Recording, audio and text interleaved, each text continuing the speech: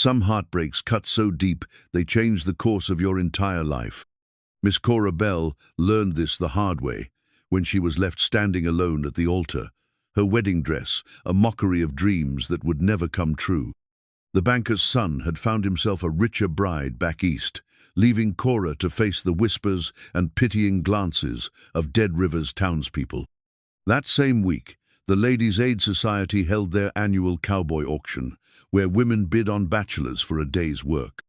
Out of pure defiance, Cora bid on the last man standing, a mysterious drifter named Boone. Tall as a pine tree and quiet as morning mist, he carried secrets in his dark eyes and gentle strength in his weathered hands. But what would happen when her former fiancé returned, begging forgiveness? Before we jump back in, tell us where you're tuning in from, and if this story touches you, make sure you're subscribed, because tomorrow I've saved something extra special for you. The morning sun cast long shadows across the Bell Ranch as Cora stood on the sagging porch, clutching her father's coffee cup like a lifeline. The ranch, deed yellowed with age and worry, lay spread across the kitchen table behind her, its edges worn smooth by countless anxious fingers. That piece of paper represented 3 generations of Bell blood, sweat, and dreams, and now it felt as fragile as her own broken heart. Dead River, Colorado Territory, wasn't much to look at in the autumn of 1887. A handful of weathered buildings clustered around a main street that turned to mud with the first rain and dust with the first wind. The town had earned its name honestly. The river that once brought life to the valley had shifted course 20 years back, leaving behind a trickle that barely supported the remaining families. Those who could afford to leave had already gone. Those who stayed either couldn't afford to go or were too stubborn to admit defeat. Cora fell into the latter category, though some days she wondered if stubbornness was just another word for foolishness. "Cora, honey, you're letting the morning get cold," her father called from inside. Samuel Bell's voice carried the weight of his 73 years, each word careful and measured, like he was rationing them. The lung fever had taken most of his strength over the past winter, leaving him a shadow of the man who'd once driven cattle across 3 territories. She turned to find him shuffling toward the table, his frame bent, but his eyes still sharp as blue steel. Those eyes had seen wagon trains and Indian raids, boom towns and busted dreams. They'd watched his wife die in childbirth with their second child, a son, who'd followed his mother within the week. Now they watched his only surviving child with a mixture of pride and worry that never quite faded. "Papa, you should be resting," Cora said, setting down her cup and moving to help him into his chair. "Dr. Morrison said—" "Dr. Morrison says a lot of things," Samuel interrupted with a wave of his gnarled hand. "Most of 'em involve me acting like I'm already dead. I ain't ready for that conversation just yet." Cora smiled despite herself. Her father had been having variations of this same argument with every doctor in 3 counties for the better part of a year. The lung fever had weakened him, true enough, but it hadn't touched his spirit. That spirit had been forged in the fires of frontier life, tempered by loss and hardship until it became something unbreakable. "Besides," Samuel continued, eyeing the deed on the table, "we got bigger problems than my coffin fits. Charlie Henderson was by yesterday while you were in town. Says he's still interested in buying the north pasture." Cora's jaw tightened. Charlie Henderson owned the largest spread in the county, and he'd been circling the Bell Ranch like a vulture for months.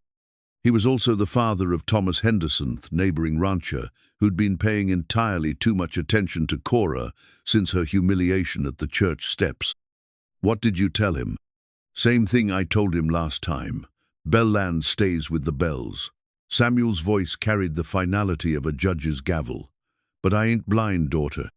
I see how the numbers add up, or rather, how they don't." The truth hung between them like smoke from a dying fire. The ranch was failing, had been failing for years. The cattle had been sold off piece by piece to pay debts and doctor bills. The fence lines needed repair, the barn roof leaked, and the well was running low. Without a miracle or a windfall, they'd be forced to sell by spring. "There's another way," Cora said quietly, though the words tasted like ash in her mouth.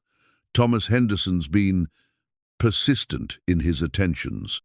Samuel's eyes flashed with something that might have been anger or might have been grief. That boy's got about as much substance as morning mist. He's looking for a wife the same way his daddy looks for land, something to acquire and improve upon. That ain't love, Cora. That's business. Maybe business is what I need right now, Cora replied, though her heart rebelled against the words. Maybe I've had enough of waiting for love to find me. Her father reached across the table and covered her hand with his own. His skin was paper-thin and marked with liver spots, but his grip was still strong. Your mama used to say that the heart knows what it needs before the mind figures it out. She was right about most things, and I suspect she was right about that too. Cora felt the familiar ache that came with talk of her mother. Elizabeth Bell had been dead for 24 years, but her presence still lingered in the house like the scent of her favorite lavender soap. Cora had her mother's green eyes and stubborn chin, but she wondered sometimes if she'd inherited her capacity for lover, if that had died with her at the altar 3 days ago. The heart can be wrong, Papa, she said softly. Mine certainly was about Harold. Samuel snorted. Harold Whitmore ain't worth the powder to blow him up. That boy never had the backbone for frontier life, and he proved it when he ran off to marry that banker's daughter. You're better off without him, though I know that don't make it hurt any less. The mention of her former fiancé sent a familiar twist of pain through Cora's chest. Harold Whitmore had been everything a proper young woman should want: educated, well-dressed, with prospects in his father's banking business. He'd courted her with flowers and poetry, speaking of their future, together with the confidence of a man who'd never faced real hardship. Right up until the moment he'd received a telegram from Denver, informing him that Margaret Crenshaw, daughter of the largest bank owner in Colorado, had accepted his proposal. Apparently, Harold had been hedging his bets, and when the larger prize became available, he'd dropped Cora like a hot stone. The humiliation still burned, but what hurt worse was the realization that she'd never really known him at all. The man she'd thought she loved had been a carefully constructed facade, as false as a theater backdrop. I keep thinking about what you said, Cora continued, staring out the window at the rolling hills that had been her whole world for 24 years. About Mama knowing what her heart needed. But what if the heart can't be trusted? What if it's just another way to fool yourself? Then you'd be throwing away the best part of being human, Samuel said firmly. Your mama didn't marry me because I was the safest choice or the most practical. She married me because when she looked at me, she saw something worth building a life with. That's what real love is, Cora, not the butterflies and poetry, but the willingness to build something together, even when you don't know how it'll turn out. A knock at the door interrupted their conversation. Cora rose to answer it, expecting to find one of their neighbors or perhaps Dr. Morrison making his rounds. Instead, she found herself face to face with Margaret Henley, the president of the Ladies' Aid Society and the town's unofficial keeper of gossip. Good morning, Cora, dear, Margaret said with the kind of smile that never quite reached her eyes. I hope I'm not intruding, but I wanted to speak with you about the auction yesterday. Cora's stomach dropped. She'd hoped that her impulsive bid on the mysterious drifter would be forgotten in the excitement of the day's events. Apparently, she'd underestimated the town's appetite for scandal. What about it? Cora asked, though she already knew the answer. Well, it's about the man you acquired, Margaret said, lowering her voice as if speaking of something indecent. Mr. Boone, there's been talk, you understand. Some folks are wondering if it's proper for a young, unmarried woman to have a strange man working her property. He's working for both my father and me, Cora said coolly. Same as any hired hand. Yes, but he's not just any hired hand, is he? Margaret's eyes gleamed with the satisfaction of someone about to share particularly juicy gossip. Nobody knows where he came from or why he's here. Some say he's part Indian. Others think he might be running from the law. Cora felt her temper rising. And what do you think, Mrs. Henley? Margaret had the grace to look slightly uncomfortable. I think you're a good Christian woman who's been through a terrible ordeal. I think you might not be thinking clearly about the consequences of your actions. My actions? Cora's voice was dangerously quiet. I bid on a man at a charity auction organized by your own society. If there's something improper about that, perhaps you should reconsider the nature of your fundraising events." Samuel's chuckle drifted from the kitchen.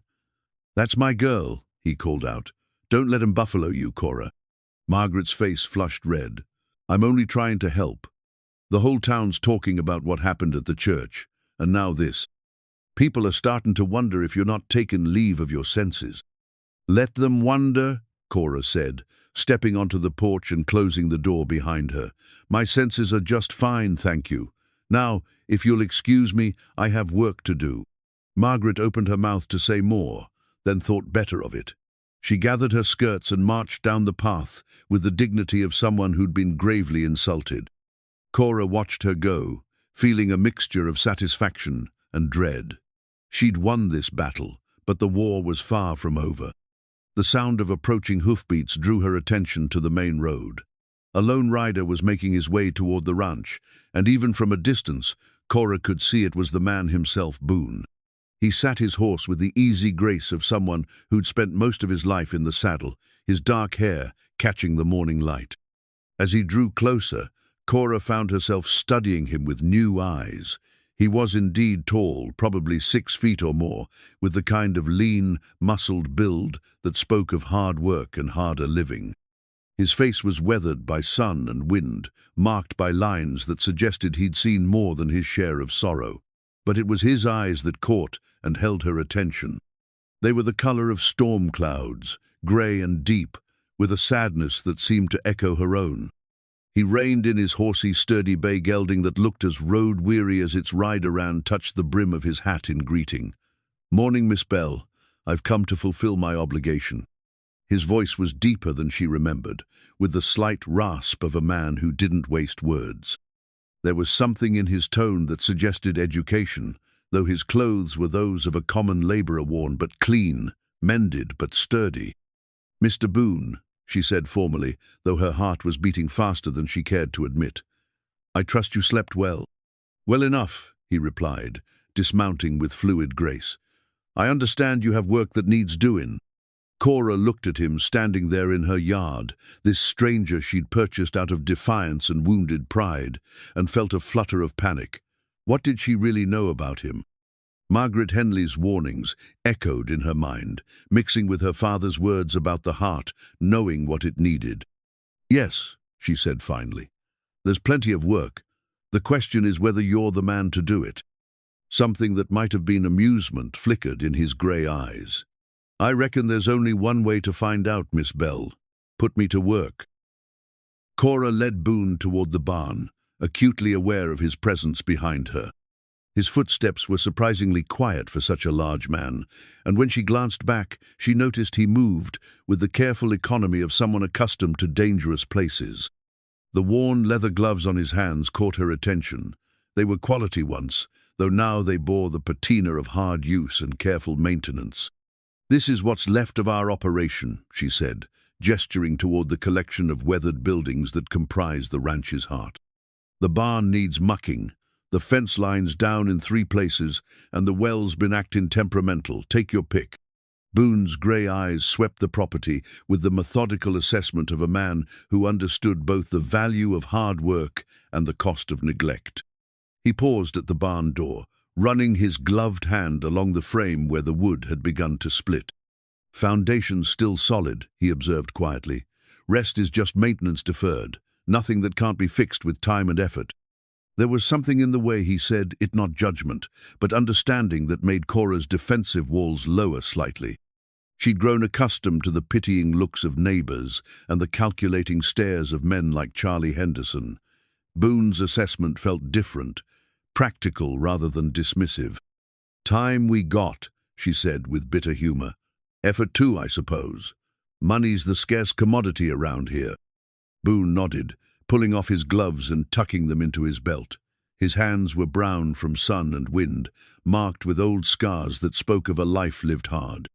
But they moved with the confident precision of a craftsman as he tested the barn door's hinges. "I'll start with the mucking," he said, "then take a look at that fence line. Well, can wait until I get a better sense of the problem." "You don't have to," Cora began, then stopped herself. Of course he had to. She'd bought his labor for a day, paid good money that the Ladies' Aid Society desperately needed. The fact that her purchase had been motivated by wounded pride and defiance didn't change the transaction. "I'll fetch you some water," she said instead, "and something to eat when you get hungry." Boone paused in the doorway of the barn, his storm-grey eyes meeting hers.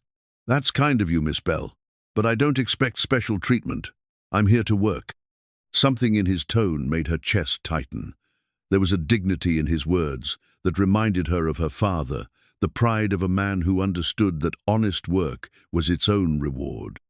She found herself wondering what circumstances had brought him to Dead River, what chain of events had led to him standing on the auction block like a piece of livestock. "It's not special treatment," she said quietly. "It's common courtesy. My mama raised me to feed anyone who works our land." The mention of her mother seemed to soften something in his expression. He touched the brim of his hat in acknowledgement. "Your mama sounds like she was a wise woman." She was. Cora felt the familiar ache of loss, but it was gentler now, tempered by the memory of her father's words about the heart, knowing what it needed.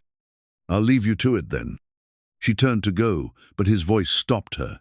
"Miss Bell, thank you for bidding on me yesterday. I know it wasn't conventional." Cora felt heat rise in her cheeks. The truth was, she wasn't entirely sure why she'd done it. Defiance, certainly.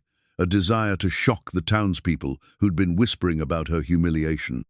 But there had been something else, something in the way he'd stood there with quiet dignity while other men joked and preened for the bidding women. "You're welcome," she said simply, not trusting herself to say more. She walked back to the house with his words echoing in her mind.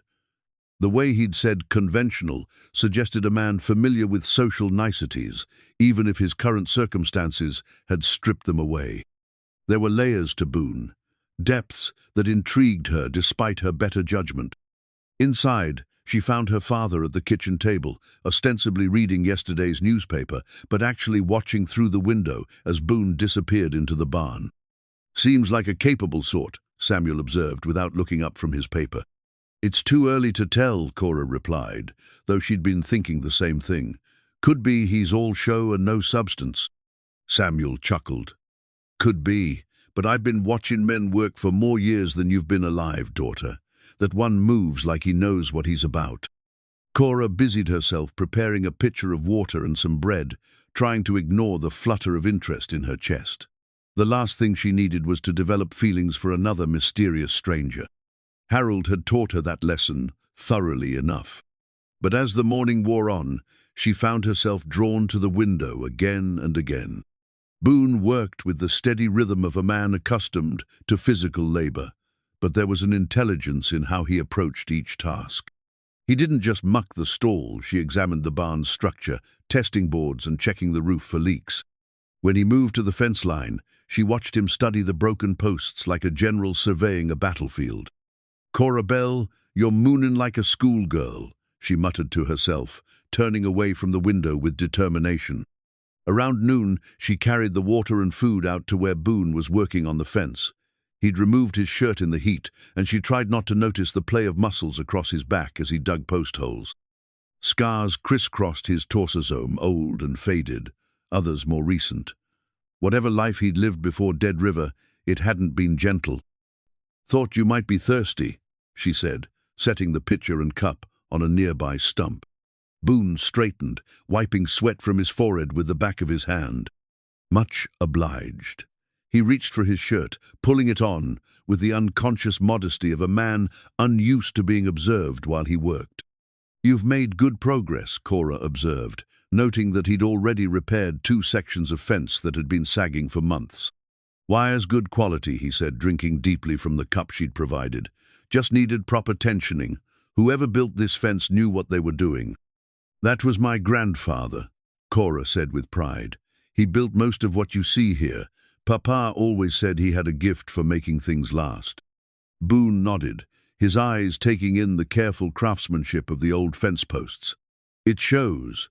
Man who builds to last is thinking about more than just himself."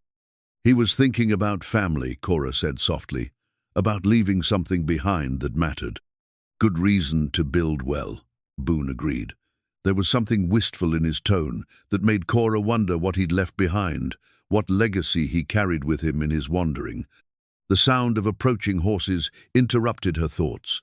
3 riders were coming up the main road, moving with the easy confidence of men who owned everything they could see. Charlie Henderson led them, his bulk impressive in the saddle despite his 60-odd years. Behind him rode his son Thomas and their foreman, Jake Morrisona, hard man with cold eyes and a reputation for solving problems with his fists. "Company coming," Boone observed quietly. Something in his tone made Cora look at him sharply. His entire posture had changed, becoming alert and watchful in a way that reminded her of a wolf scenting danger. "Charlie Henderson," she said with resignation. "He owns most of the land around here. Been trying to buy ours for months." Boone's grey eyes assessed the approaching riders with the calculating gaze of a man accustomed to judging threats. "Doesn't look like a social call." Charlie Henderson reined in his horse just outside the fence line, his pale eyes taking in the repairs Boone had made before settling on the man himself. "Afternoon, Miss Cora. Heard you acquired yourself some help at yesterday's auction." "Mr. Henderson," Cora replied formally. "Boone, these are my neighbors. Charlie Henderson, his son Thomas, and their foreman Jake Morrison."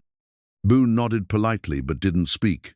Cora noticed he'd positioned himself slightly between her and the mounted men, a subtle shift that probably meant nothing but felt protective nonetheless.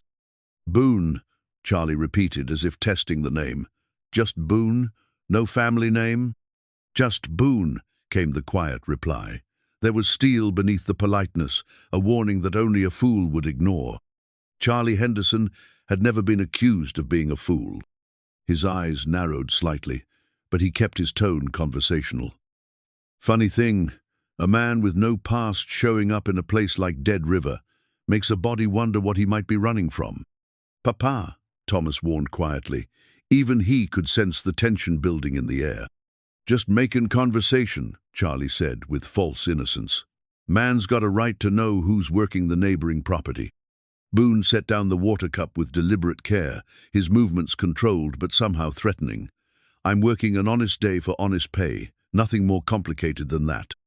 "Course not," Charlie agreed. "Still, if I was Miss Cora, I might want some references before letting a stranger work my land. Never know what kind of trouble might follow a man." The implied threat hung in the air like smoke from a grass fire. Cora felt her temper rise, but before she could speak, Boone stepped forward. "Mr. Henderson," he said quietly, "I appreciate your concern for Miss Bell's welfare, but I think she's capable of making her own decisions about who works her land." The 2 men stared at each other for a long moment, the air crackling with unspoken challenge. Finally, Charlie Henderson smiled, the cold, calculating expression of a predator who'd just identified new prey. "Indeed she is," he said pleasantly. "Come along, boys. We've taken up enough of Miss Cora's time." As the 3 riders moved away, Thomas Henderson looked back with an expression that mixed frustration and something that might have been jealousy. Cora felt a chill that had nothing to do with the autumn air. "That wasn't about being neighborly," she said when they were out of earshot. "No," Boone agreed quietly. "It wasn't." He returned to his work without another word, but Cora noticed he kept glancing toward the road where the Henderson men had disappeared. Whatever he'd done before coming to Dead River, it had taught him to recognize trouble when he saw it. And Charlie Henderson, she realized with growing certainty, was definitely trouble. The days that followed fell into a rhythm that surprised Cora with its natural ease. Boone arrived each morning just after sunrise, his bay horse picking its way carefully up the rutted path to the ranch house. He never knocked or announced himself, simply set to work on whatever task needed doing most. By the end of the first week, he'd repaired all 3 sections of damaged fence, cleared the debris from the barn roof, and somehow coaxed the temperamental well into producing a steady flow of clean water. It was while watching him work with the animals that Cora first glimpsed the gentleness beneath his weathered exterior. Their old milk cow, Bessie, had been ornery and difficult for months, kicking at anyone who tried to approach her. But when Boone entered her stall, she quieted immediately, allowing him to examine her swollen udder with the careful touch of someone who understood animal pain. "She's got mastitis," he told Cora later, washing his hands in the basin she'd provided.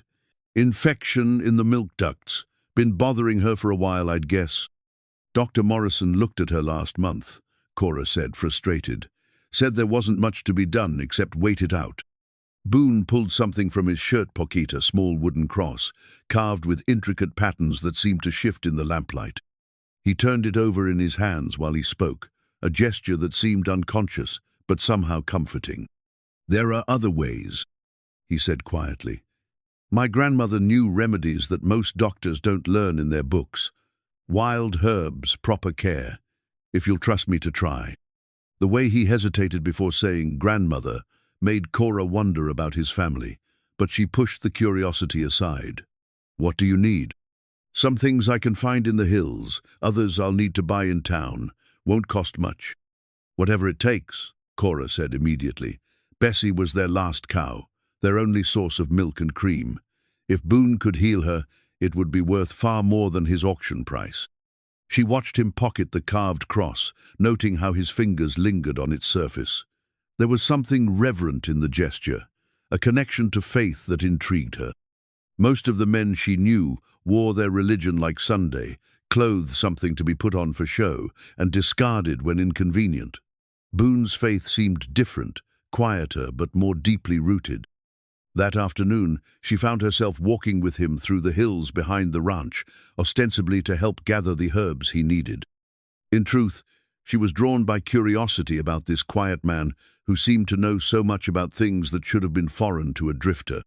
"How do you know about animal medicine?" she asked, as they climbed toward a grove of aspen trees, their leaves already turning gold with the approaching autumn. "Picked it up here and there," he replied, but she caught the evasion in his tone. "Spent time with people who understood the old ways."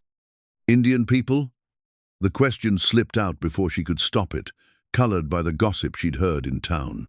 Boone paused in his gathering, a handful of some plant she didn't recognize clutched in his weathered fingers. "Some," he said carefully. "Good people mostly. Knew things about healing that white doctors never learned." There was pain in his voice, old and deep, that made Cora regret her question, but before she could apologize, he continued. "My mother was half Cherokee," he said quietly, not looking at her. "Grandmother raised me after she died, taught me about plants, about listening to what the land tells you. Said knowledge like that was too precious to let die." The admission hung between them, like a bridge. Neither was sure they should cross. Cora understood now why some in town whispered about his heritage, why men like Charlie Henderson looked at him with suspicion. In a place like Dead River, being different was often seen as being dangerous. "She sounds like a wise woman," Cora said softly, echoing his words about her own mother. Boone's hands stilled in their work. "She was. Died when I was 15. After that, I was on my own." The loneliness in those words made Cora's chest tighten. She thought of her own mother, gone these many years, and the hollow ache that never quite faded. But at least she'd had her father, had never truly been alone in the world. "I'm sorry," she said, and meant it. He looked at her then, really looked, and she saw something shift in his grey eyes. "Not your fault. Life happens the way it happens. Can't change it, can only decide how to carry it." They worked in companionable silence after that, gathering the plants Boone needed for Bessie's treatment. Cora found herself studying his profile as he worked, noting the way he moved through the landscape like he belonged there. There was something almost mystical in how he seemed to know exactly where to find what he needed, as if the land itself was guiding him. When they returned to the ranch, Samuel was sitting on the porch, watching their approach with eyes that missed nothing. Over the past week, her father's health had improved noticeably. Whether it was the relief of having competent help around the place or simply the pleasure of watching skilled work being done, he seemed stronger, more like his old self. "Find what you needed?" Samuel called out as they approached. "Yes, sir," Boone replied. "Should have Bessie feeling better in a day or two." "Good to hear. Cora, Mrs. Patterson stopped by while you were gone. Wanted to invite you to Sunday dinner this week. Her nephew's visiting from Denver, apparently. Cora felt her stomach sink. Emma Patterson was a well-meaning widow who'd made it her mission to find suitable husbands for every unmarried woman in the county. The fact that she was suddenly interested in Cora's romantic prospects suggested that news of her purchase at the auction had spread further than she'd hoped. "I'll think about it," Cora said diplomatically, though she had no intention of accepting. The last thing she needed was another awkward introduction to some stranger who would undoubtedly prove as disappointing as Harold Whitmore. Samuel's knowing look suggested he understood her reluctance perfectly. "Course, you're probably too busy around here to go socializing. Lot of work to catch up on." "Indeed there is," Cora agreed gratefully.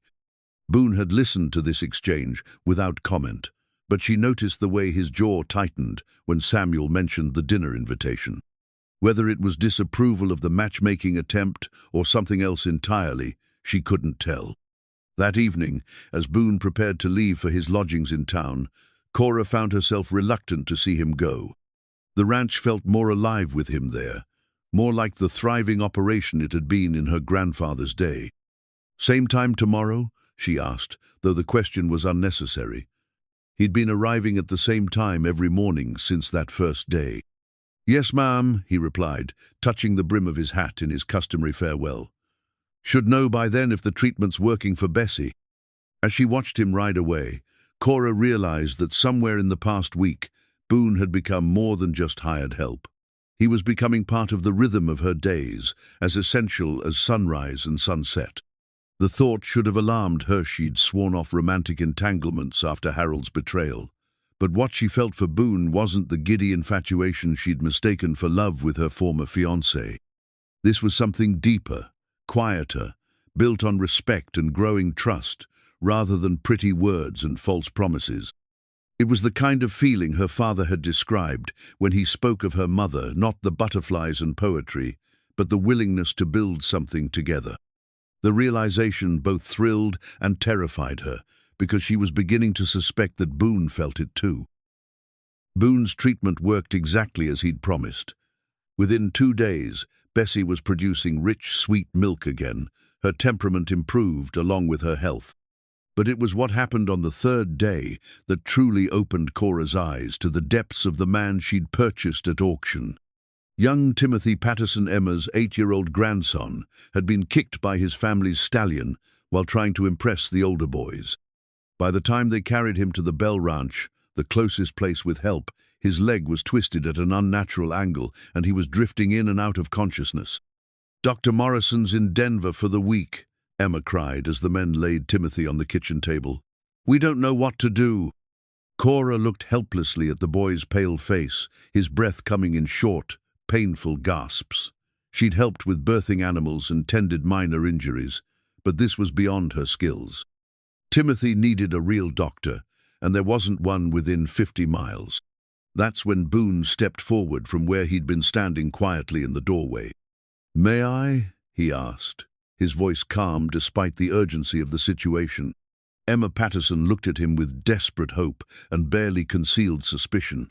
"You know about doctrine?" "Some," Boone replied, already moving toward the boy. His hands moved over Timothy's still form with the practiced efficiency of someone who'd dealt with serious injuries before. "Leg's broken, but it's a clean break. Ribs are bruised, but not cracked. Main thing is he's going into shock." From his saddlebags, he produced a worn leather pouchhold and carefully maintained, filled with small bundles of herbs and roots. Cora watched in fascination as he prepared a tea from ingredients she didn't recognize, his movements sure and confident. "This will help with the pain and keep him stable," he explained to Emma, who was hovering anxiously nearby. "But I need to set the leg soon, before the swelling gets worse." "You sure you know what you're doing?" one of the men asked doubtfully. Boone looked up from his work, and for a moment Cora saw something in his eyes that hadn't been there before: authority, the kind that came from command rather than request. "I've set bones in places where the nearest doctor was 100 miles away," he said quietly. "But it's your choice. You can wait for Dr. Morrison to return from Denver, or you can trust me to help your boy." Emma Patterson took one look at her grandson's pale face and made her decision. Do it. What followed was one of the most remarkable displays of skill and compassion Cora had ever witnessed. Boone worked with the focused intensity of a surgeon, his large hands surprisingly gentle as he manipulated the broken bone back into alignment. Timothy cried out once, then fell into what appeared to be a natural sleep as the herbal tea took effect. "He'll need to keep the leg still for at least 6 weeks," Boone said, as he secured the makeshift splint he'd fashioned from barnwood and leather strips. "Change the bandages every few days. Keep the wound clean. I can show you how to prepare the tea for pain if it gets bad." Emma Patterson stared at him with tears streaming down her face. "How can I ever thank you?" "No need," Boone replied, already packing away his supplies. "Just take good care of the boy." But word of what he'd done spread through Dead River faster than wildfire. By Sunday, when Cora attended church services, she found herself the center of attention in a way that had nothing to do with her recent humiliation at the altar. "That man you bought at the auction," whispered Sarah Morrison, the blacksmith's wife. "Emma Patterson says he saved young Timothy's life, says he knows more about healing than most real doctors." "Where'd he learn such things?" asked another woman. "Ain't natural for a drifter to know so much." Cora found herself defending Boone without fully understanding why. "He's a good man who helped a child in need. Seems to me that's exactly what we should want in our community." But she could see the wheels turning in their minds, the same suspicion and curiosity that had driven Margaret Henley to her door. A man with Boone's skills didn't end up working day labor unless something had driven him there. The question was what and whether it might bring danger to their quiet town. After the service, Thomas Henderson approached her outside the church, his hat in his hands and his expression earnest. "Miss Cora, I was wondering if I might have a word." She suppressed a sigh.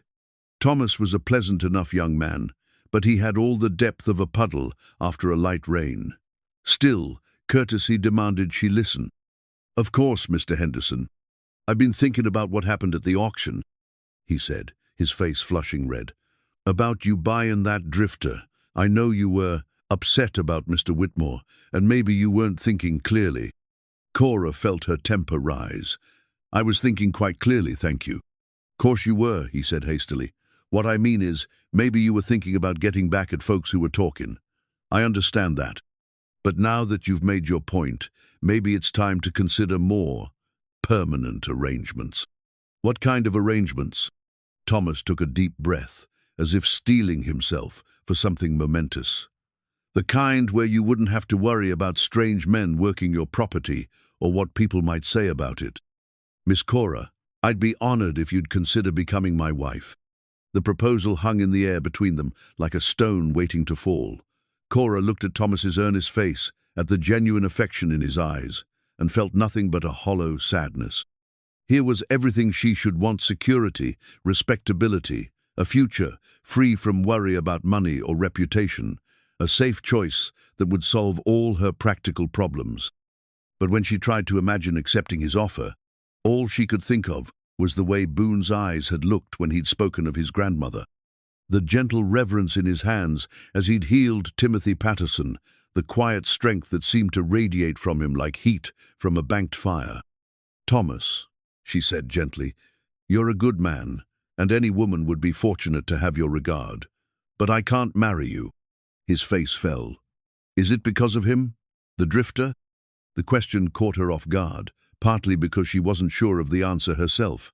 "It's because my heart isn't free to give," she said finally, the truth of it surprising her even as she spoke. "Hearts can change," Thomas said desperately, "if you'd just give me a chance." "Thomas."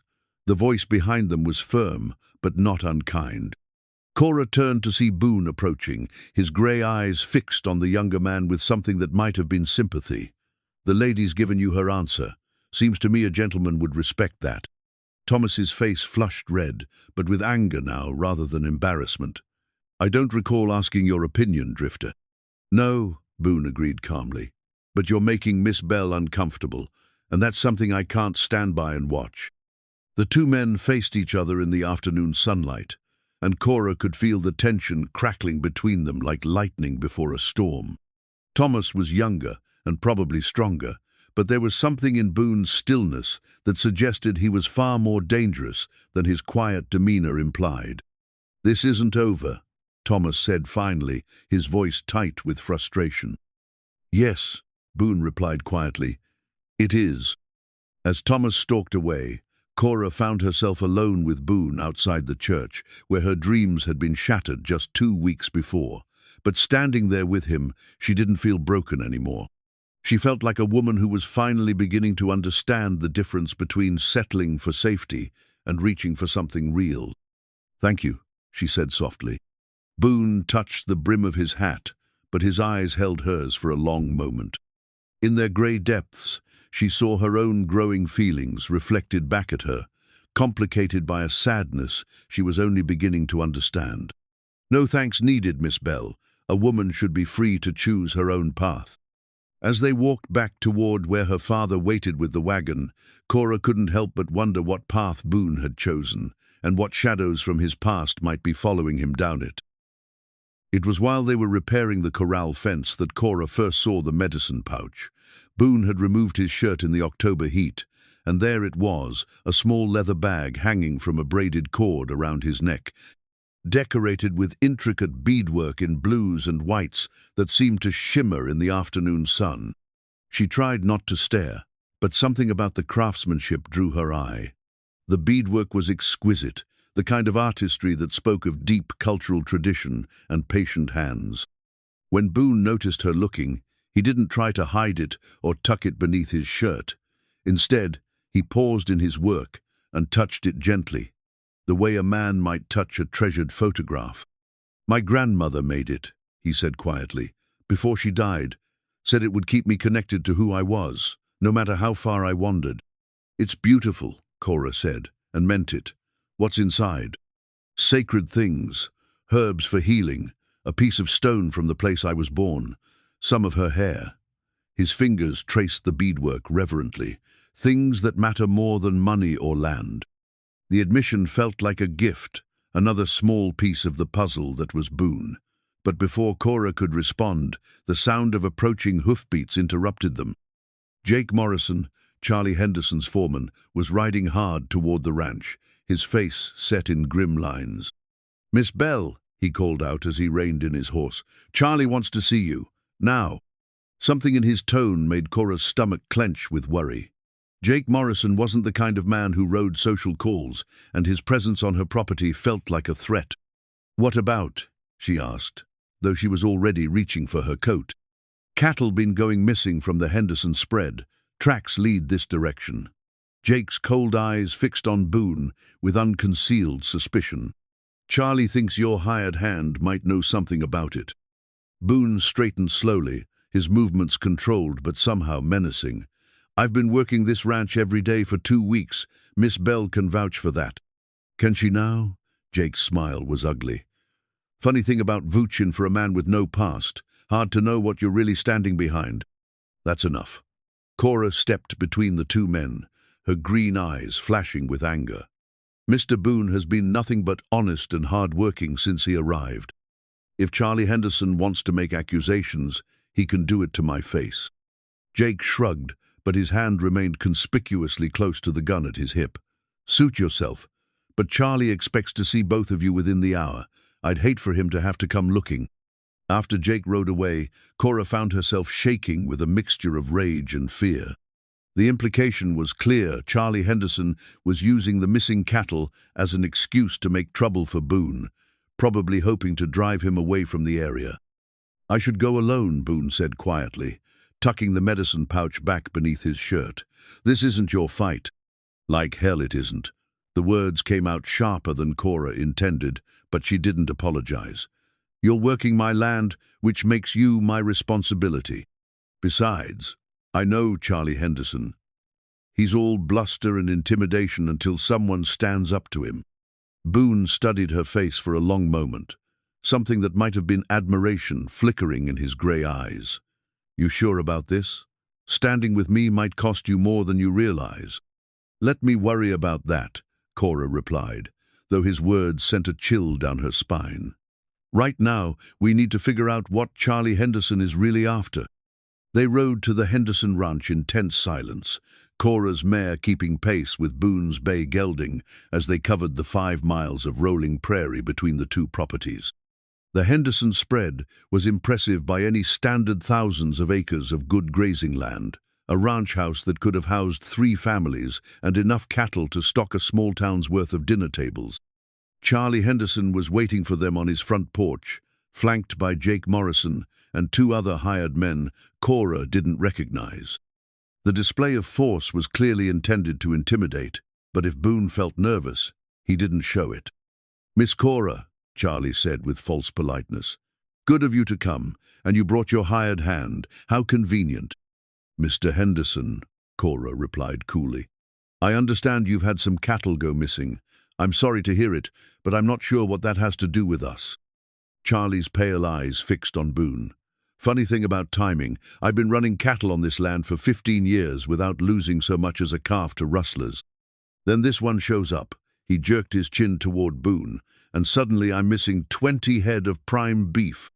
"Coincidence," Boone said quietly, "unless you have evidence suggesting otherwise." "Evidence?" Charlie laughed, but there was no humor in it. "What kind of evidence would a half-breed drifter leave behind? Men like you are too smart for that." The slur hung in the air like a physical blow.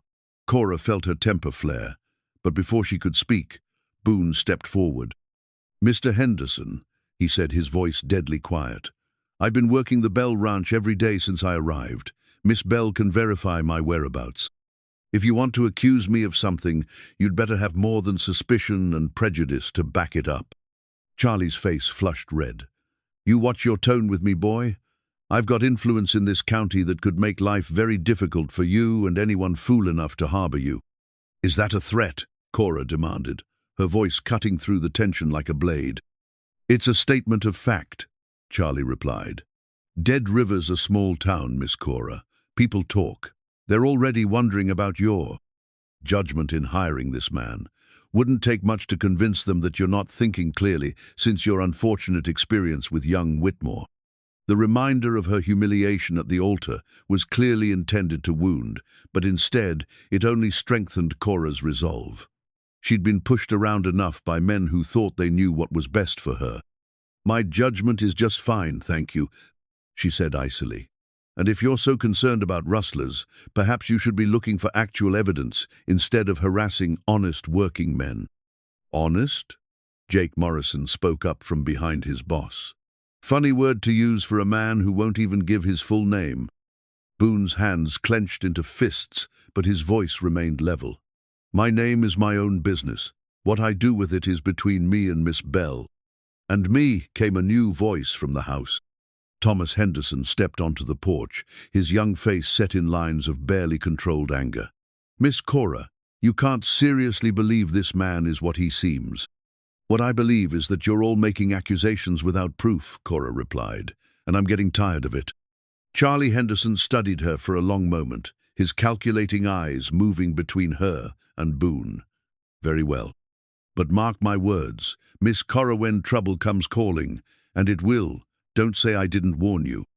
As they rode back to the Bell Ranch, Cora found herself glancing frequently at Boone's profile. His jaw was set in granite lines, and she could see the tension radiating from his shoulders like heat from a forge. "They're going to keep pushing," she said finally. "I know," he replied quietly. "Question is whether you're prepared for what that might mean." Cora thought about her ranch, her father, the life she'd built in Dead River. Then she looked at the man riding beside her, proud, gentle, carrying secrets that might destroy them both, and knew that whatever came next, she wouldn't face it alone. "We'll handle it together," she said firmly, "whatever it takes." Boone's grey eyes met hers, and in them she saw something that made her breath catch not just gratitude, but something deeper and more dangerous, something that felt remarkably like love. That evening, as the amber light of sunset painted the ranch in shades of gold and crimson, Cora found herself sitting on the porch with her father, the silver locket that had belonged to her mother warm in her palm. The locket had been a constant companion since childhood, a tangible connection to the woman who'd given her life and died, bringing her into the world. "You're thinking hard about something," Samuel observed, his weathered hands wrapped around a cup of coffee that had long since gone cold. "About Mama," Cora admitted, opening the locket to reveal the tiny daguerreotype inside. Her mother's face looked back at her young, hopeful, with the same green eyes and stubborn chin that Cora saw in her own mirror. "About what she would have done in my place." Samuel was quiet for a long moment, watching Boone tend to his horse near the barn. "Your mama was the bravest woman I ever knew. Not because she wasn't afraid, but because she did what was right even when it scared her half to death. Were you afraid when you married her, knowing what people would say about a poor rancher courting the banker's daughter?" "Terrified," Samuel admitted with a chuckle. "Her father threatened to disown her if she went through with it, said I was beneath her station, that I'd never amount to anything more than a dirt farmer." Cora had heard fragments of this story before, but never the complete truth. "What changed his mind?" "He saw how your mama looked at me, saw that she'd rather be poor and happy than rich and miserable. Sometimes love is the only proof you need that a choice is right." Before Cora could respond, Boone appeared at the bottom of the porch steps, his hat in his hands and his expression carefully neutral. "Miss Bell, Mr. Bell," he said formally. "I wanted to speak with you both before I head back to town."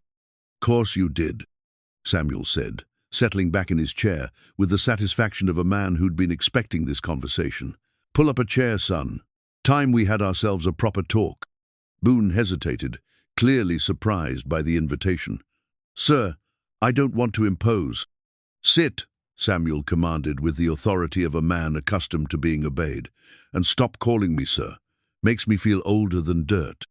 Cora watched as Boone lowered himself into the third chair, his large frame somehow making the simple wooden seat look fragile. In the fading light, she could see the lines of exhaustion around his eyes, the weight of whatever burdens he carried. "I owe you both an explanation," he said quietly, "about who I am, where I come from. After what happened today with Henderson, you deserve to know what you're getting mixed up in." "Only if you want to tell us," Cora said quickly. "We're not asking for your secrets." Boone's grey eyes found hers in the twilight. Maybe it's time someone knew them. He was quiet for so long that Cora began to think he'd changed his mind. Then, slowly, he began to speak. "My name is Boone Mackenzie. I was born in the Cherokee Nation, in what's now called Oklahoma. My mother was half Cherokee, half Irish. My father was a cavalry officer stationed at Fort Gibson." The words came haltingly at first, like water from a reluctant well, then with increasing fluency as the story took hold. "My father died when I was 12, cholera epidemic that swept through the fort. After that, it was just me and my grandmother. She raised me in the old ways, taught me about the land, about healing, about respecting the spirits that live in all growing things." Cora found herself leaning forward, caught up in the quiet cadence of his voice. There was pain in his words, but also deep love for the woman who'd shaped him. "What happened to her?" Samuel asked gently. "She died when I was 15. After that, I had nowhere to go, no family left. The Indian agent tried to send me to a government school, but I ran instead. Spent the next few years drifting, taking work where I could find it." "How'd you end up in the army?" Samuel's question was shrewd, based on observations Cora hadn't even realized he'd made. Boone's smile was rueful. "You don't miss much, do you? I enlisted when I was 18, figured it was better than starving, and I knew something about horses and tracking from my grandmother. Turned out I had a talent for soldiering." "What kind of talent?" Cora asked, though part of her wasn't sure she wanted to know. "The kind that gets you promoted fast and sent places other men don't come back from." His voice was matter-of-fact, but she could hear the weight of memory beneath the words. "I made sergeant, then lieutenant. Spent 10 years fighting Indians who were just trying to protect their land, following orders that made me sick to my stomach. The irony wasn't lost on any of them, a man with Cherokee blood, fighting his own people in service to the government that had displaced them." "Why'd you leave?" Samuel asked. Boone was quiet for a long moment, his hands working the brim of his hat like worry beads. There was an incident. A village that was supposed to be hostile turned out to be mostly women and children. My commanding officer ordered an attack anyway. I refused. The simple words carried the weight of a man's entire world collapsing. Cora could imagine the choice he'd faced: follow an immoral order or face court-martial for insubordination. "They branded you a deserter," Samuel said. It wasn't a question. Among other things, put a price on my head, spread word that I'd gone native, turned traitor, made it impossible for me to stay anywhere long enough to put down roots. How long ago? Cora's voice was barely above a whisper. 3 years. I've been moving ever since, taking work where I can find it, trying to stay ahead of bounty hunters and anyone else looking to collect on that price. The revelation hung in the air between them like smoke from a distant fire. Cora understood now why he'd been so careful with his words, why he'd seemed ready to bolt at the first sign of trouble. He wasn't just a drifter, he was a fugitive, a man running from a past that would never stop chasing him. "That's why Henderson's making trouble," Samuel said thoughtfully. "He suspects something, maybe heard rumors." "Maybe," Boone agreed. "Or maybe he just doesn't like the idea of his son losing interest in Miss Bell because of me." The admission sent heat racing through Cora's veins. So he had noticed Thomas's attention, had understood the dynamics at play better than she'd realized. "Thomas Henderson's interest is his own business," she said firmly, "and it has nothing to do with my decisions." Boone's eyes met hers across the small space between their chairs. "And what are your decisions, Miss Bell?" The question hung in the twilight air, loaded with meaning that went far beyond simple employment arrangements.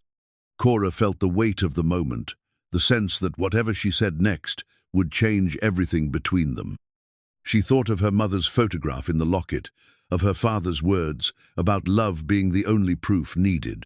She thought of the gentle way Boone worked with animals, the skill he'd shown healing Timothy Patterson, the quiet dignity with which he carried his pain.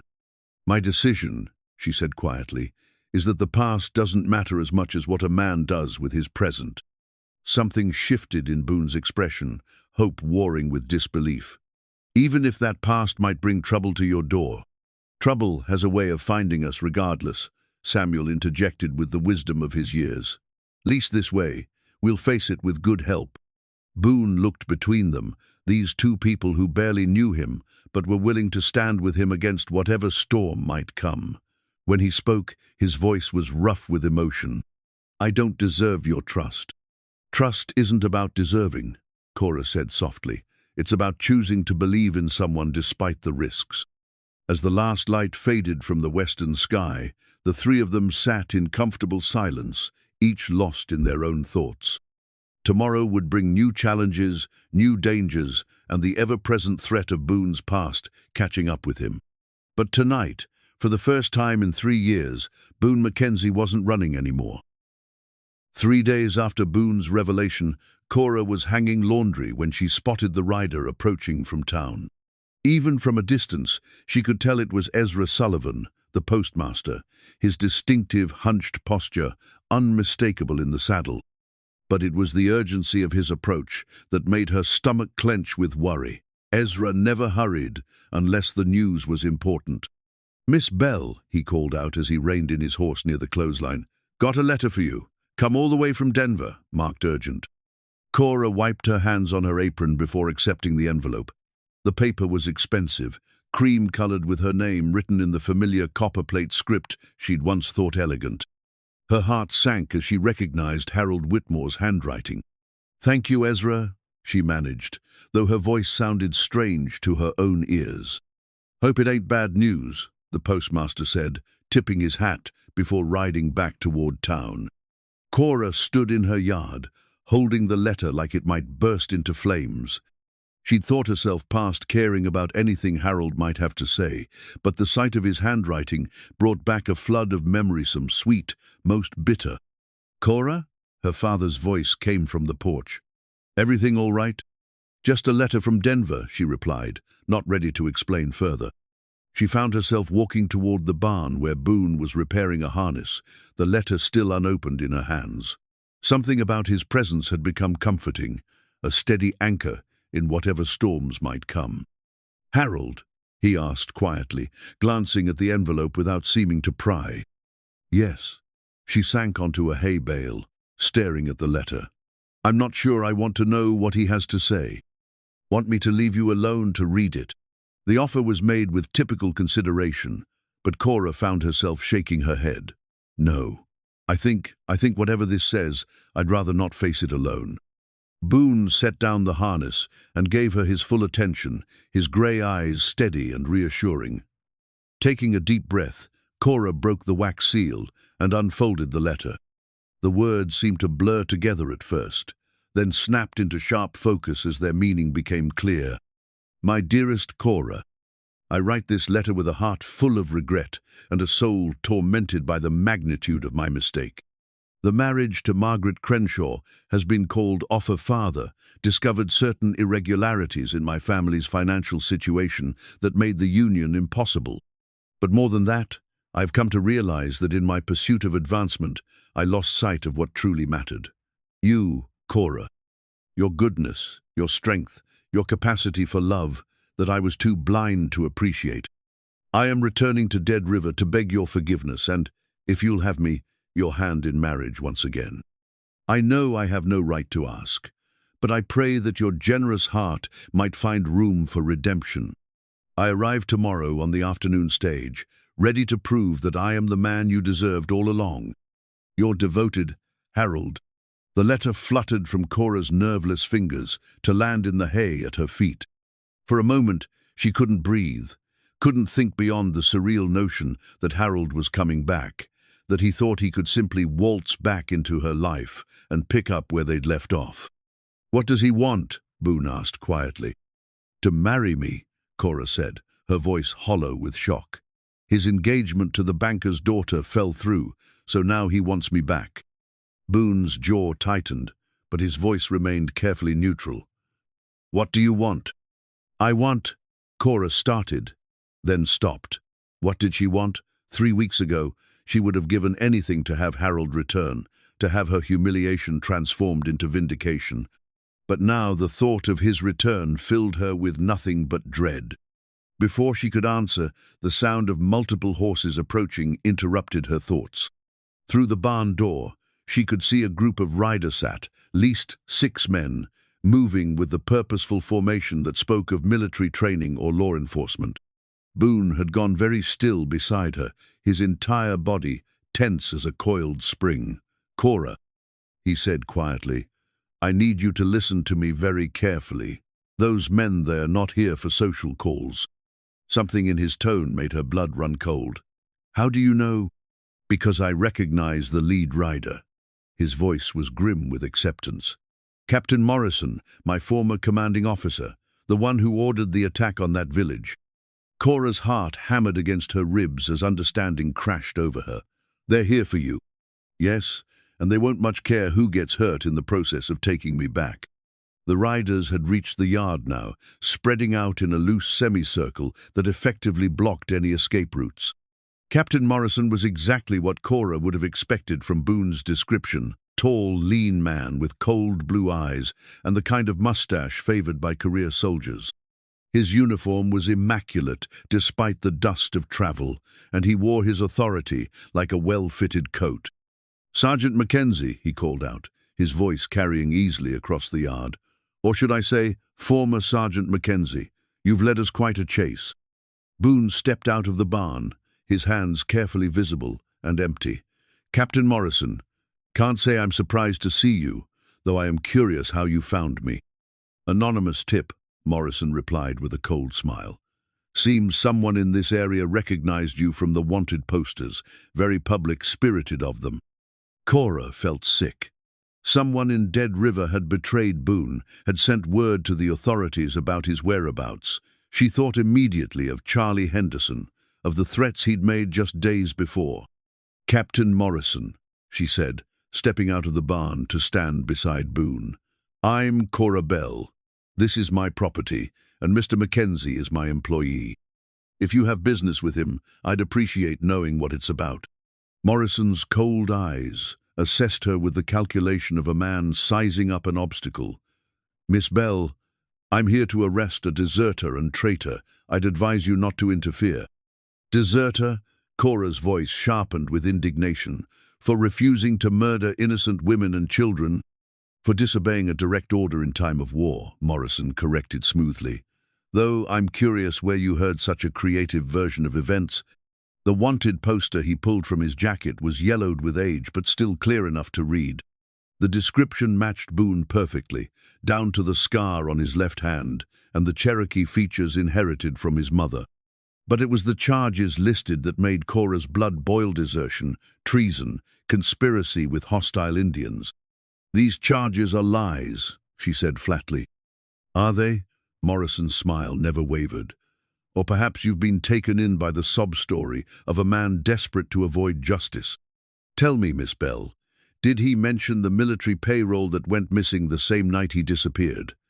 $5,000 in gold that would buy a man a lot of sympathy and false papers."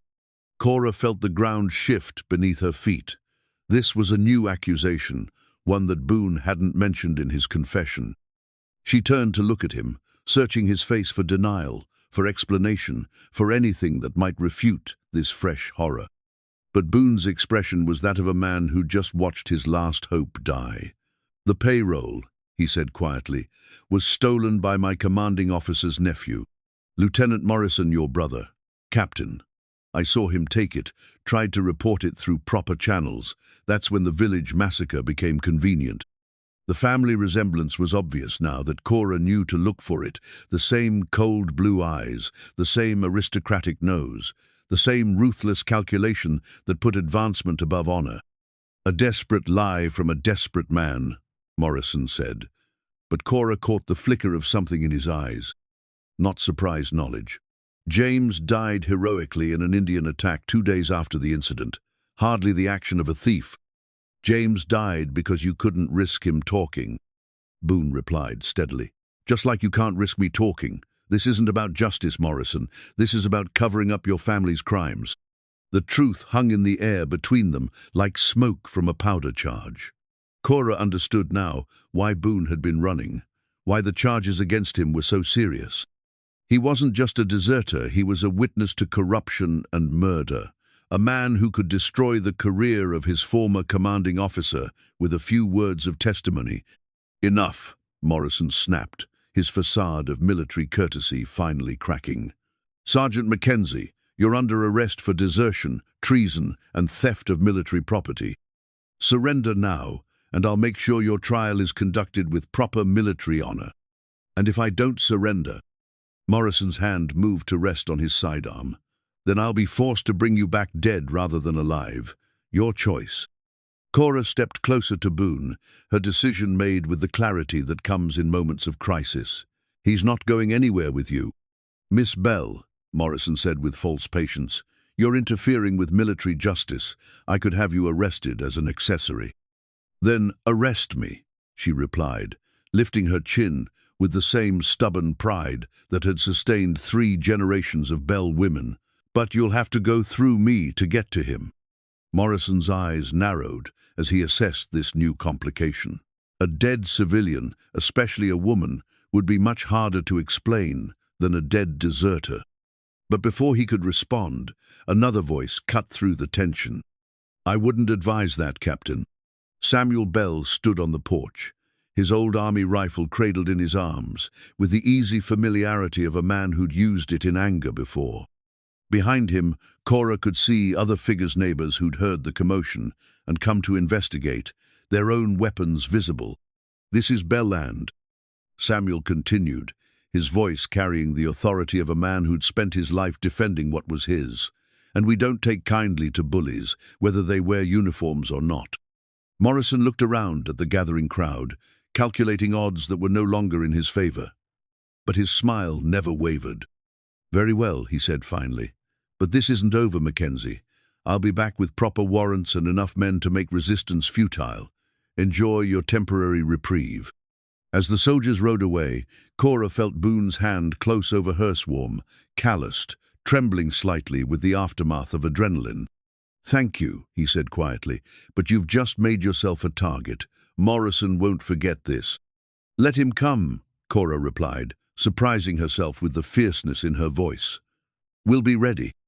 But even as she spoke the brave words, she couldn't shake the feeling that the storm they'd just weathered was nothing compared to what was coming. The late afternoon sun was casting long shadows across the Bell Ranch when Harold Whitmore arrived on the stage from Denver, just as his letter had promised. Cora watched from the kitchen window as the familiar figure climbed down from the dusty coach, his city clothes and pale complexion marking him as clearly out of place in Dead River as a peacock among prairie chickens. Her father's shotgun leaned against the wall beside the door, cleaned, loaded, and ready for whatever trouble Captain Morrison might bring when he returned. The irony wasn't lost on her that Harold was arriving at perhaps the most dangerous moment in her life, expecting to find the same naive woman he'd abandoned at the altar. "You don't have to see him," Boone said quietly from where he sat at the kitchen table, methodically checking the ammunition for his own rifle. Over the past day, he'd transformed from a gentle ranch hand into something harder, more dangerous, a soldier, preparing for war. "Yes, I do," Cora replied, watching Harold adjust his cufflinks as he approached the house. "He came all this way. The least I can do is tell him to his face that he's wasted his time." Samuel looked up from where he was cleaning his old army colt. "Want me to do it for you? Might save some unpleasantness." "No, Papa. This is something I need to handle myself." The knock came precisely when she expected it, 3 measured raps that spoke of Harold's unfailing sense of propriety. Cora smoothed her skirts and opened the door to find her former fiancé standing on the porch, hat in hand and wearing the kind of confident smile that had once made her heart flutter. "Cora," he said warmly, as if 3 weeks of humiliation and heartbreak had never happened, "you look wonderful. Country life agrees with you." He was still handsome, she noticed with detached observation, still possessed of the refined features and careful grooming that had initially attracted her. But looking at him now, she wondered how she'd ever thought his polished exterior concealed any real substance. "Harold," she replied coolly, "you look exactly the same." If he heard the lack of warmth in her greeting, he gave no sign. "I got your letter." "I didn't send you a letter. I meant to say, I hope you received mine. I know my request must come as a surprise, but I've done a great deal of thinking since our unfortunate misunderstanding." "Misunderstanding?" Cora's voice sharpened. "Is that what you call abandoning me at the altar for a richer woman?" Harold had the grace to look embarrassed. "That was poorly handled, I admit. But surely you can understand that a man in my position must consider practical matters when choosing a wife. The Crenshaw alliance would have opened doors for both our families.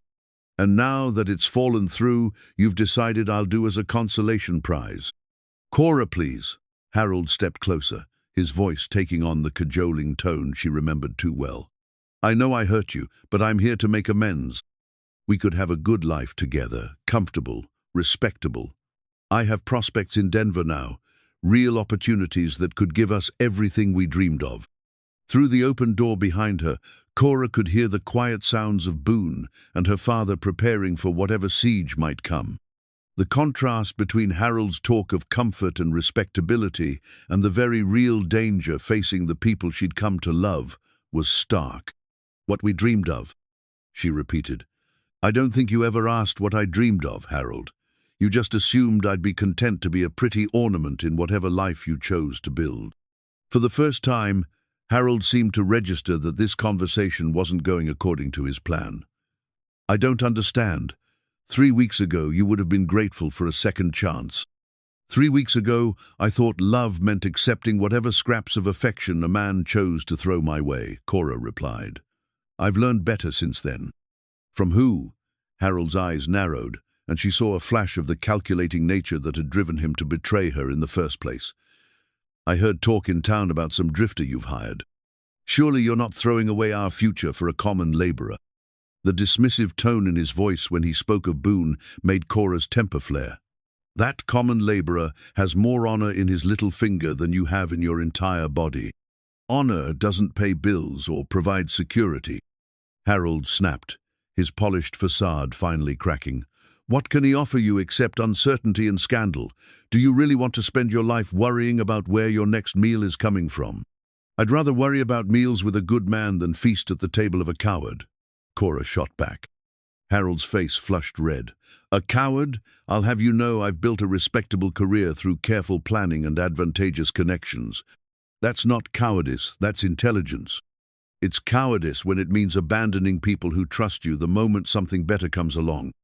Cora replied steadily. "It's cowardice when it means choosing safety over what's right." "And what's right? Harboring a wanted fugitive." The words hung in the air like a thrown gauntlet. Cora felt her blood turn to ice as she realized Harold knew about Boone's situation, and more importantly, how he'd come by that knowledge. "You," she breathed. "You're the one who told Captain Morrison where to find him." Harold straightened, apparently deciding that subtlety was no longer serving his purpose. "I made some inquiries when I heard about your association with this man. Turned out the army's been looking for him for quite some time. I thought it was my civic duty to report his whereabouts." "Your civic duty?" Cora's voice was deadly quiet. "Or your jealousy? Does it matter? The point is, this man is a dangerous criminal who's taken advantage of your isolation and grief. I'm offering you a way out before you're completely ruined by association with him." Behind her, Cora heard the scrape of a chair and the soft sound of booted feet crossing the kitchen floor. Boone appeared in the doorway, his grey eyes fixed on Harold, with an expression that made the smaller man take an involuntary step backward. "Mr. Whitmore," Boone said quietly, "I don't believe we've been properly introduced." Harold's Adam's apple bobbed as he swallowed hard. "I know who you are. The whole town knows by now." "Then you know I'm not a man who takes kindly to threats against people I care about." Boone's voice was conversational, but there was steel beneath the words. "And you know that betraying me to Morrison put Miss Bell in danger. I was trying to protect her." "You were trying to eliminate competition," Boone corrected. "Just like you always do when something threatens your comfortable little world." Samuel appeared beside Boone, his shotgun cradled casually in his arms. "Harold," he said with deceptive mildness, "I think it's time you headed back to town. Afternoon stage won't wait, and I hear Denver's real nice this time of year." Harold looked between the three of them, Cora with her chin raised in defiance, Boone radiating quiet menace, and Samuel with his shotgun, and apparently decided that discretion was indeed the better part of valor. "This isn't over, Cora," he said, backing toward his horse. "When the army comes back for him, when you're arrested as an accessory, don't say I didn't try to save you." "Harold," Cora called out as he reached his horse. He turned back with obvious hope that she'd changed her mind. "Don't ever come back here. If you do, I'll let Boone handle the conversation." As Harold rode away toward town, probably to catch the evening stage back to Denver, Cora felt a weight lift from her shoulders. She'd finally closed the door on that chapter of her life, and it felt like emerging from a dark room into sunlight. "Feel better?" her father asked with a knowing smile. "Much," she admitted, "though his visit does complicate things. If Morrison was planning to come back anyway, now he'll know exactly what kind of resistance to expect." Boone nodded grimly. "He'll bring more men this time, probably some locals who think they're doing their patriotic duty. We need to be ready." "What do you suggest?" Samuel asked. "First, we need to know when they're coming. Do you have anyone in town you can trust to watch for soldiers?"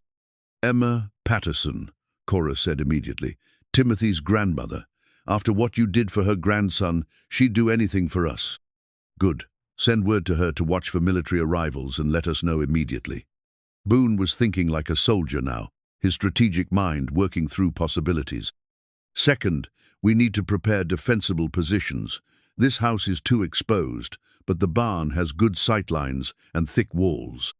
"You're talking about a siege," Samuel observed. "I'm talking about survival," Boone replied. "Morrison's not going to give up easily, and he's not going to be particular about who gets hurt in the process." That evening, as they worked to prepare their defenses, moving supplies to the barn and checking ammunition, Cora found herself alone with Boone near the corral. The autumn air was crisp, carrying the scent of wood smoke and the promise of winter. "There's still time for you to leave," she said quietly. "You could be miles away before morning." Boone paused in his work, his hands resting on the fence rail as he looked out over the land that had become home to him over the past weeks. "And go where? I've been running for 3 years, Cora. I'm tired of it, even if staying means dying." He turned to face her, his grey eyes reflecting the last light of sunset. "Especially then, I'd rather die fighting for something I believe in than live as a coward running from my past." "And what do you believe in?" "You," he said simply. "This place. The idea that sometimes good people have to stand up to bullies, even when the odds are against them." Cora felt her heart swell with emotion, too powerful for words. Instead, she stepped closer and took his hands in hers, feeling the calluses and scars that told the story of his hard life. "Then we fight," she said firmly. "Whatever comes, we face it together." As if summoned by her words, the sound of approaching hoofbeats echoed across the prairie. But this wasn't the measured approach of soldiers. This was someone riding hard, with news that couldn't wait. Emma Patterson's grandson, Timothy, reined in his horse at the gate, his young face flushed with excitement and fear. "Miss Cora," he called out, "Grandma sent me to tell you there's a whole company of soldiers camped outside town. They're planning to ride out at first light." Boone and Cora exchanged glances across the twilight. The storm they'd been preparing for was about to break, and with it would come the test of everything they'd built together. "Thank you, Timothy," Cora said calmly. "Ride home safe now, and tell your grandmother we're grateful." As the boy rode away into the gathering darkness, Boone checked his rifle one final time. "Ready?" he asked. Cora thought of her mother's locket, of her father's words about the heart knowing what it needed, of the choice between safety and love that had brought her to this moment. "Ready," she replied, and meant it with every fiber of her being. Dawn came grey and cold, the autumn sky heavy, with clouds that promised rain before nightfall. From her position in the barn loft, Cora could see the dust cloud long before the riders became visibler, company of cavalry soldiers approaching in formation, their sabres catching what little sunlight penetrated the overcast sky. Boone crouched beside her, his own cavalry sabre laid across his knees like a talisman from another life. He'd retrieved it from his saddlebags the night before, the blade still sharp despite years of disuse. The weapon seemed to transform him, bringing out the soldier he'd tried so hard to leave behind. 30 men, he murmured, counting the approaching figures with professional precision. "More than I expected. Morrison's taking this seriously." "Maybe he's just trying to intimidate us," Cora suggested, though she didn't believe it herself. "No. Look at how they're deployed." Boone pointed to the flanking movements already beginning. "He's planning a full assault. No quarter asked, none given." Below them in the barn, Samuel Bell checked his ammunition one final time. At 73, he moved with the careful deliberation of age, but his hands were steady and his eyes clear. This wasn't the first time he'd faced overwhelming odds, and his calm presence was a comfort to them all. Captain Morrison's voice carried clearly across the morning air as the soldiers took their positions. "Sergeant Mackenzie, this is your final chance to surrender peacefully. Come out with your hands visible, and no harm will come to the civilians." Boone's laugh was bitter.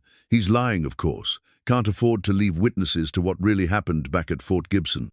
"Mackenzie," Morrison called again, "I'm giving you 1 minute to consider your options." Instead of answering, Boone stood slowly, his saber gleaming in his hand, as he moved to the barn's main entrance. The sight of him, tall, proud, every inch the soldier he'd once been seemed to electrify the assembled cavalry. "Captain Morrison," he called out, his voice carrying the authority of a man who'd once commanded respect. "I have a counter-proposal. Single combat. Officer to officer. Your honor against mine." A murmur ran through the ranks of soldiers. Several looked uncertain now, perhaps wondering for the first time if they were on the right side of this conflict. Morrison's face flushed red. "You're in no position to make demands, deserter. Afraid to face me blade to blade." Boone's taunt was calculated, designed to wound Morrison's pride. Or do you only fight women and children these days?" The words hit their mark. Morrison's hand moved to his own saber, and for a moment Cora thought he might actually accept the challenge. Then his expression hardened with renewed resolve. "You always were too clever for your own good, Mackenzie. But I didn't come here to play games." He turned to his men. "Take the barn. Kill anyone who resists." The attack came with the practiced efficiency of professional soldiers. Half the company dismounted and advanced in a skirmish line, while the others provided covering fire from horseback. But they were advancing against opponents who knew the ground and had prepared accordingly. Samuel's shotgun boomed from the barn's side window, and one of the advancing soldiers stumbled and fell. Cora, positioned in the loft with her father's hunting rifle, picked her targets carefully, aiming for legs and shoulders rather than kill shots. These were soldiers following orders, not evil men. But Boone showed no such restraint. His rifle cracked with deadly precision, and cavalry troopers began dropping with the mechanical regularity of a man who'd spent years perfecting the art of warfare. Each shot was a reminder of the skills that had made him valuable to the army, skills now turned against his former comrades. "Flank left," Morrison shouted, trying to coordinate his men's advance. "Get around behind them." But the flanking movement ran straight into Samuel Bell's carefully prepared surprises. The old rancher had spent the night stringing wire and digging shallow pits, creating obstacles that turned the soldiers' disciplined advance into a confused scramble. A young lieutenant barely, old enough to shave, made it through the obstacles and reached the barn door. He burst through with his pistol drawn, only to find himself face to face with Boone Mackenzie and 3 feet of razor-sharp steel. "Lieutenant," Boone said quietly, his saber point resting against the young man's throat, "I suggest you reconsider your life choices." The lieutenant's pistol clattered to the ground as his hands shook with terror. "Please, I have a wife, children." "Then go home to them," Boone replied, stepping aside to let the man flee. "This isn't your fight." The lieutenant needed no further encouragement. He bolted from the barn and ran for his horse, ignoring Morrison's shouted commands to return to the fight. His example proved contagious. Other soldiers began to waver, their enthusiasm for the battle cooling as they realized they were attacking civilians who'd done nothing but offer shelter to a man fleeing injustice. "Hold your positions," Morrison screamed, his careful plan disintegrating into chaos. "That's an order." But discipline was breaking down, and several more soldiers began withdrawing from their positions. The tide of battle was turning, and Morrison knew it. That's when he made his fatal mistake.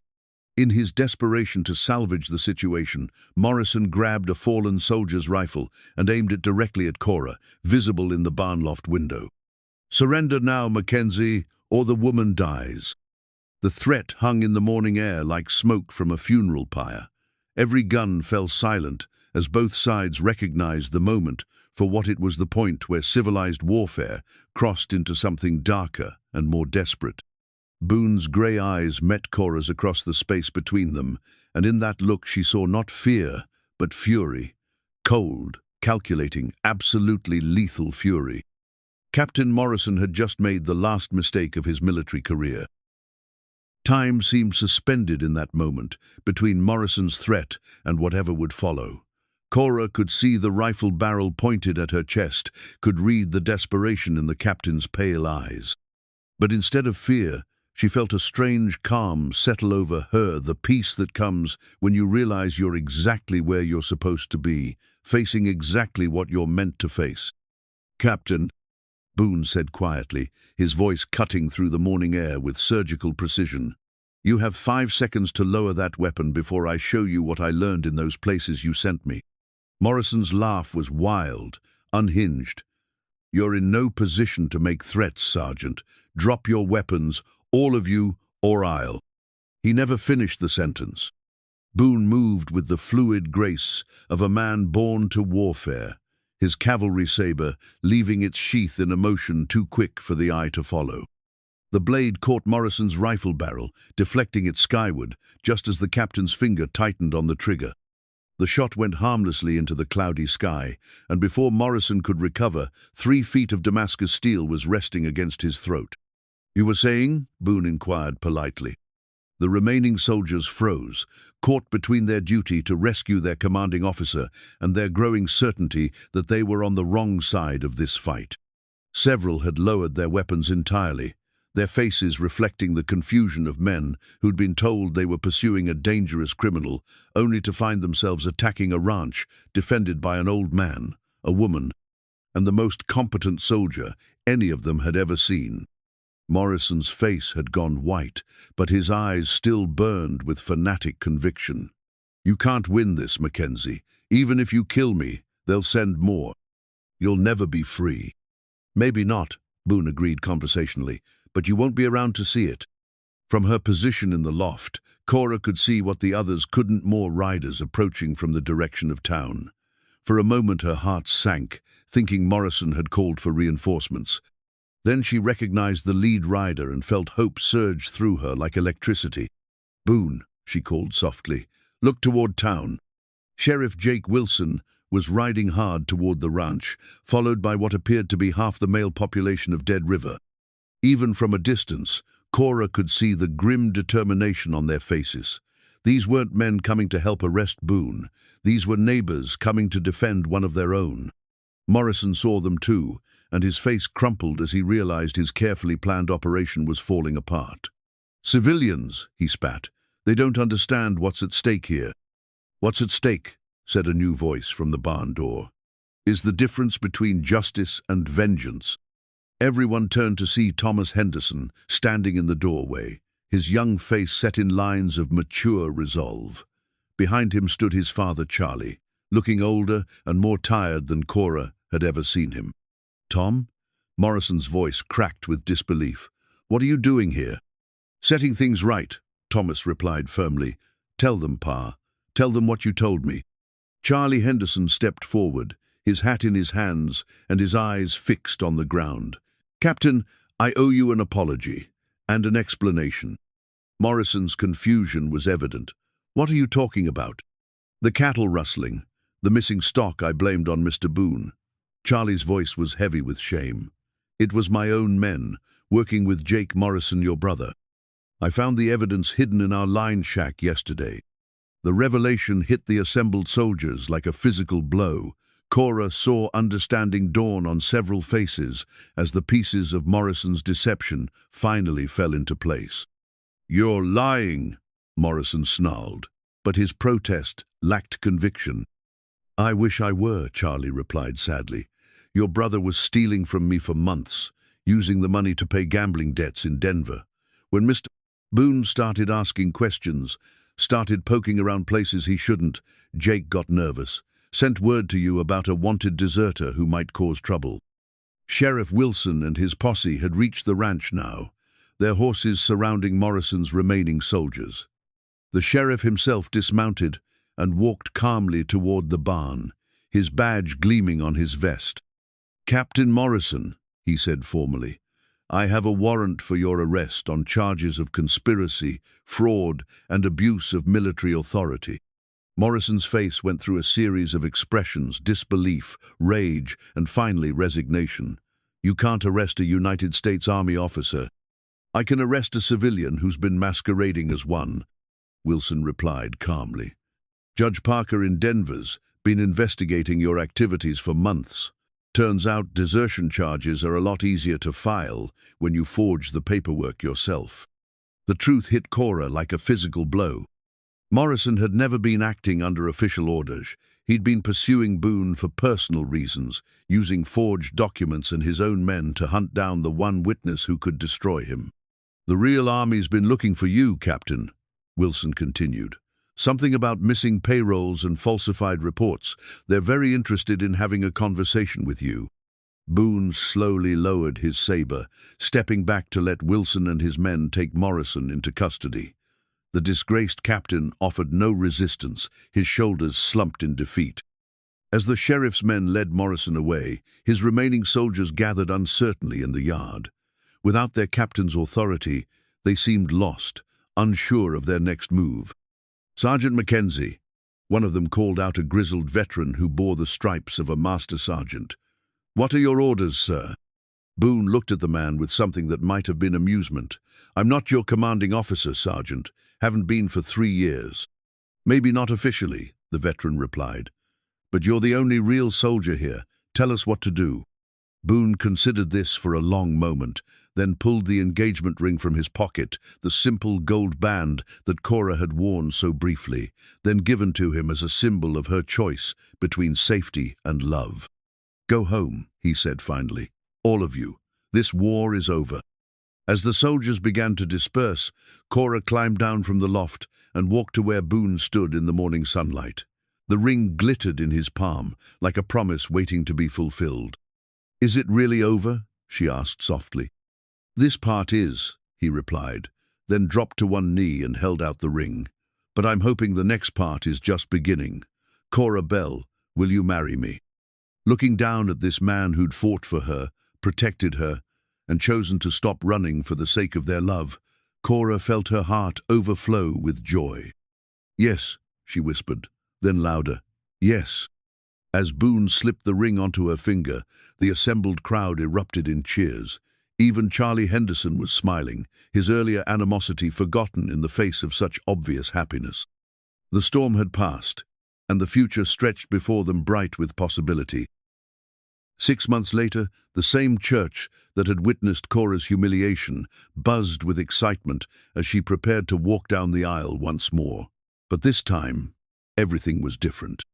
This time, she wore a wedding dress of her own choosing, simple ivory silk that her neighbor women had helped her sew, adorned with lace that had belonged to her grandmother. This time, the man waiting at the altar had eyes only for her. Boone stood at the front of the church in his best clothesa dark suit that Emma Patterson had insisted on buying for him as a wedding gift. His hair was neatly trimmed, his beard shaped, but nothing could disguise the fundamental wildness that made him who he was.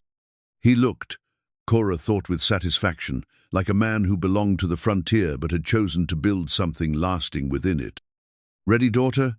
Samuel asked, offering her his arm. Her father had recovered much of his strength over the winter, bolstered by good food, reduced worry, and the satisfaction of watching his ranch prosper under Boone's careful management. "More than ready," Cora replied, adjusting the silver locket at her throat. Inside it now were 2 photographs of your mother on one side and a small tintype of Boone on the other. Past and future, united in the present moment. As they began their walk down the aisle, Cora marveled at how different this felt from her first attempt at matrimony. Then she'd been nervous, uncertain, playing a role she thought was expected of her. Now she felt complete, walking toward a future she'd chosen with clear eyes and an open heart. The church was packed with faces both familiar and surprising. Charlie Henderson sat in the third pew, his expression benevolent as he watched the woman his son had wanted marry the man she'd chosen instead.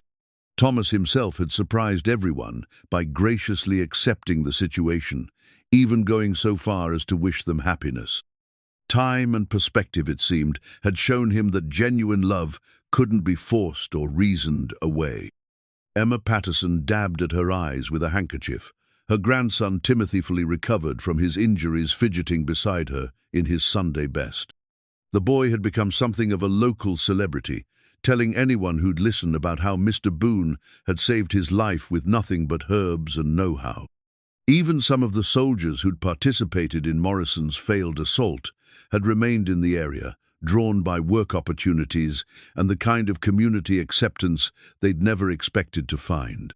Master Sergeant Collins now worked as the town's blacksmith, his military precision serving him well in his new trade.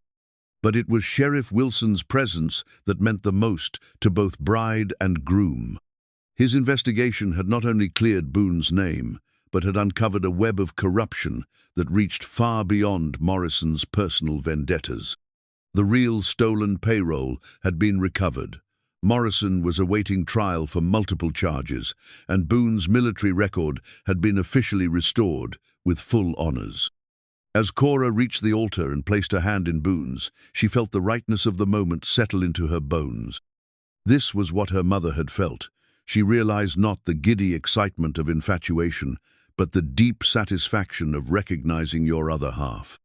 Reverend Matthews began the ceremony with the traditional words, but Cora barely heard them. Her attention was focused entirely on the man beside her, on the gentle pressure of his fingers, and the love shining in his storm-grey eyes. "Do you, Boone Mackenzie, take Cora Elizabeth Bell to be your lawfully wedded wife?" "I do," Boone replied, his voice steady and sure. "With all my heart." "And do you, Cora Elizabeth Bell, take Boone Mackenzie to be your lawfully wedded husband?" "I do," she said, the words carrying the weight of every choice that had brought her to this moment. "For better or worse, in prosperity and hardship, for as long as we both shall live." When the Reverend pronounced them husband and wife, Boone's kiss was gentle but sure, a promise sealed before God and community. The congregation erupted in applause and cheers, but Cora heard it as if from a great distance. Her world had narrowed to this moment, this man, this new beginning. Later, at the reception held in the church's social hall, Cora found herself standing with Boone on the small porch, watching the sunset paint the mountains in shades of gold and crimson. The sounds of celebration drifted through the open window slaughter, music, the comfortable buzz of neighbors enjoying themselves. "No regrets?" Boone asked quietly, his arm around her waist. "Only that it took me so long to find you," Cora replied, leaning into his warmth. "What about you? Any second thoughts about giving up the wandering life?" Boone was quiet for a moment, his eyes on the horizon where the first stars were beginning to appear. "I spent 3 years running from my past," he said finally, "but I never ran toward anything until I found you. Thissus, the ranch, the life we're building, this is worth fighting for." "Speaking of the ranch," Cora said with a smile, "I have news." "Oh?" "Dr. Morrison says I'm with child. We'll have a little one by next spring." Boone's reaction was everything she could have hoped, for pure joy mixed with wonder and a touch of protective concern. He placed his hand gently on her still, flat stomach, his fingers spreading wide, as if he could somehow shield their unborn child from every hardship the world might offer.